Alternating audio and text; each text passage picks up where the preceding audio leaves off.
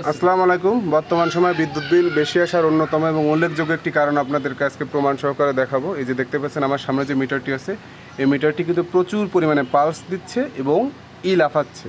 এটার কারণ হচ্ছে ওনার যে ঘরের ভিতরে যে ওয়ারিং আছে, এই যে মেইন সুইচ বা সার্কিট ব্রেকার, এই যে দেখতে পাচ্ছেন ওনার সোর্সের তার ঢুকছে মিটারের ভিতরে, এই যে নিউট্রাল, এই যে ফেজ ঢুকছে, এই যে ফেজ এবং নিউট্রাল বের হয়ে এখান থেকে ওনার সার্কিট ব্রেকারে গেছে। তো আমরা এখন এই মিটারের কোনো সমস্যা আছে কিনা, যদি মিটারে সমস্যা থাকে তাহলে এখান থেকে সার্কিট ব্রেকার বা মেইন সুইচ বন্ধ করার পরে ওনার মিটারে ইউনিট পালস দেবে বা কাউন্ট হবে।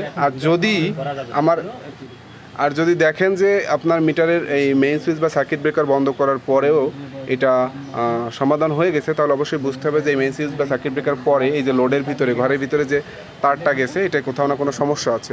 এই যে দেখতে পাচ্ছেন মিটারে কিন্তু এখন পালস দিচ্ছে, ইউনিটও কাউন্ট হচ্ছে। তো আমরা এখন কি করব, এই মেইন সুইচ বা সার্কিট ব্রেকারটা ডাউন দিয়ে দিব, এই যে বন্ধ করে দিলাম।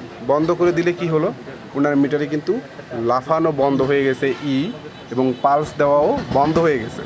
এতে কি প্রমাণ হলো যে আমাদের মিটারে কোনো সমস্যা নাই, মিটারে যে অটো পালস দেয় বা অটো রিডিং কাউন্ট হয় এরকম কিন্তু কোনো সমস্যা নাই।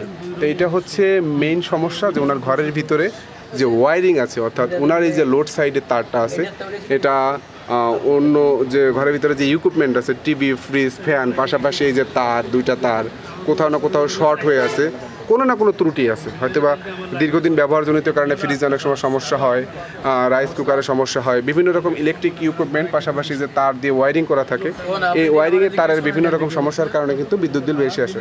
তাই এখন এই মিটার কিন্তু স্বাভাবিক, মিটারে কোনো প্রকার কোনো ইউনিটও কাউন্ট হচ্ছে না, বিলও আসতেছে না। আমরা যদি আবার এই মেইন সুইচ বা সার্কিট ব্রেকারটা চালু করে দিই, তাহলে দেখতে পাচ্ছেন ওনার মিটারে কিন্তু আবারও লাফাচ্ছে এবং মিটারে পালস দেওয়া শুরু হয়ে গেছে। তো এটার মূল কারণ হচ্ছে ওনার যে ওয়ারিংয়ের ত্রুটির কারণে কিন্তু বেশিরভাগ ক্ষেত্রে বিদ্যুৎ বিল বেশি আসে। তো যারা মিটার পরীক্ষা করতে চান অবশ্যই মেইন সুইচ বা সার্কিট ব্রেকার এভাবে বন্ধ করবেন। প্রথমে মিটারের সামনে আসবেন, এসে দেখবেন যে কত ইউনিট আছে। এই যে আমি আপনাদেরকে যদি দেখাই, KWH ওনার রিডিং আছে 7963 এবং KWH নিচে লাফাচ্ছে, পালসও দিচ্ছে। এটা কিন্তু বোঝা যাচ্ছে ওনার মিটারে প্রচুর মানে ইউনিট কাউন্ট হচ্ছে। তো এখন যদি আমরা মেইন সুইচটা, আপনি আসবেন, সেইভাবে বন্ধ করে দেবেন। বন্ধ করে দেওয়ার পরে যদি দেখেন যে আপনার মিটার স্বাভাবিক হয়ে গেছে, কোনো রকম কোনো ইউনিট কাউন্ট হচ্ছে না, পালস দিচ্ছে না, তাহলে অবশ্যই ঘরের ভিতরে ওয়ারিং একজন দক্ষ ইলেকট্রিশিয়ান দিয়ে চেক করাবেন।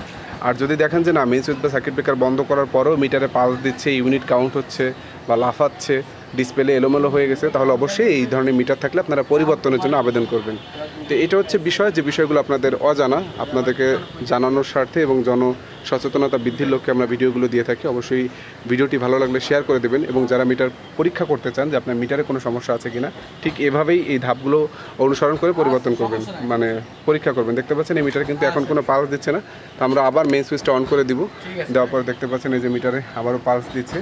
তো এই মিটারের যে ঘরের ভিতরে যে ওয়ারিং আছে, এটার কিন্তু ত্রুটি আছে। বিশেষ করে ওনার দেখা যাচ্ছে এইখানে অনেকগুলো মিটার আছে, আর নিউট্রালের ত্রুটিও থাকতে পারে বিভিন্ন রকম ত্রুটির কারণে। বিশেষ করে ওনার ঘরের ভিতরে ওয়ারিংয়ের ত্রুটির কারণেই বিদ্যুৎ বিল বেশি আসতেছে।